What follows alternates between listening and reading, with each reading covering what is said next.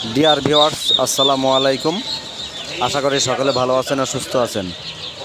আমি দক্ষিণ Bangla agro farm থেকে মোহাম্মদ আবুল হাসান আপনাদের সামনে আরেকটি নতুন ভিডিও নিয়ে উপস্থিত হয়েছি।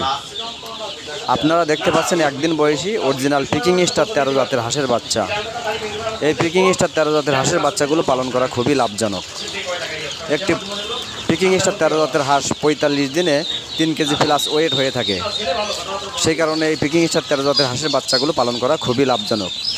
আপনারা চাইলে এই পিকিং স্টার 13 জাতের হাঁসের বাচ্চাগুলো পালন করে একজন খামারি হয়ে উঠতে পারেন এবং লাভবান হইতে পারবেন। আমরা আমাদের খামার থেকে এই পিকিং স্টার 13 জাতের হাঁসের বাচ্চাগুলো পাইকারি রেটে বিক্রয় করে থাকি। আপনারা চাইলে আমাদের খামার থেকে বাচ্চাগুলো পাইকারি রেটে ক্রয় করতে পারেন।